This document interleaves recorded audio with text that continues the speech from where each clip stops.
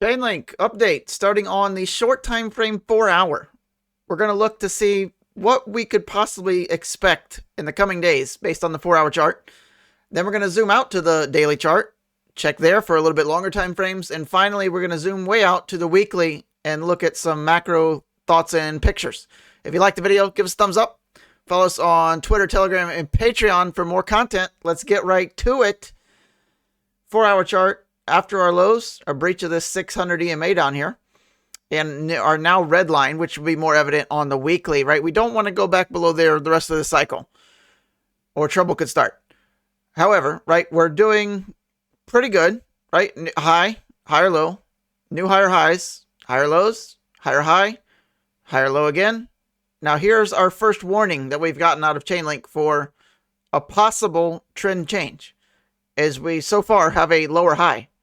Right? That's our anomaly. That's something that hasn't happened in the previous 10 days or so. So it's worth noting that we need to watch that.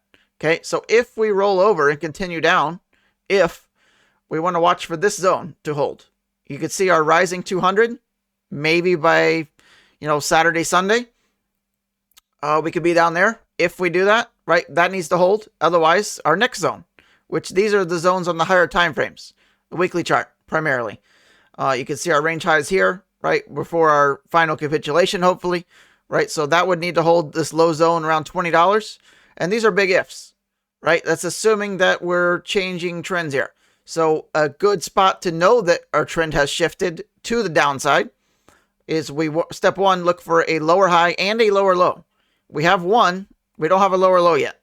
So if we take out 2440, right, that close, even on the 4 hour chart, that's a sign of a new trend shifting, right? Here is our uptrend, trend hesitation, trend confirmation, if we close below 2440 by definition.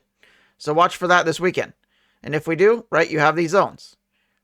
Maybe the 4 hour, the 100 EMA in the blue, the 200 EMA in the pink, right? Around 23 and 24 respectively. Okay, so now let's zoom out a little bit.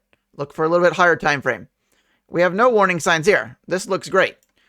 After our low breach of the 100-day EMA, previous range highs, new range lows, that should hold, right? Which is why it's our red warning sign. We don't want to ever see that again, the rest of this entire cycle, okay? Ideally, we want to hold this zone as support, right? Our previous range highs need to be our new range lows. So far, we're doing a very good job of that, right? See all these low wicks? Minus... Let's zoom this in a little bit, right? All the low wicks there, right? Holding so far so good. And we're even respecting the EMA 8. If we put it on closing prices, looks great, right? No closes below. If you get a close under the daily EMA 8, that's when trouble could potentially start. And we get a heads up on the 4 hour chart, right? Which is why we started there, right? You close under the EMA 8, the 21 especially, or, a handful of moving averages, one candle, right? That gets rough. So that's what we're watching for. Otherwise, like, the odds are up. Until you close under the EMA 8, you have to be leaning bullish. So I have my alert set, right? If we take out these wicks, new local highs, right? I would suggest you do the same. We also have highs, range highs here that we've seen before, right? We've been at this price and struggled a little bit. We only have a handful of candles above this.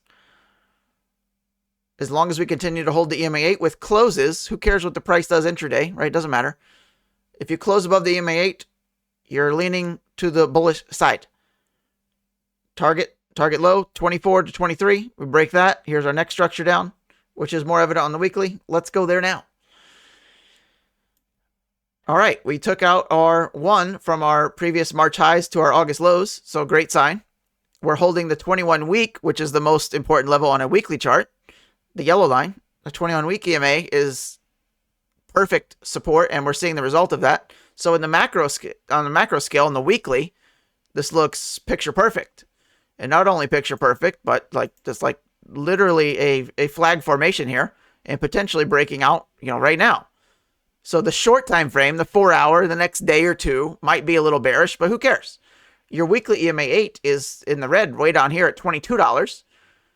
This is the more of the odds, right? In the weeks ahead, minus whatever the hell it's going to do up here.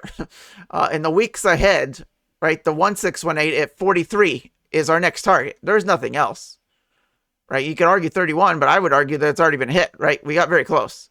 And now we're just doing kind of a bullish retest here of the 21 week before likely continuation to the high side.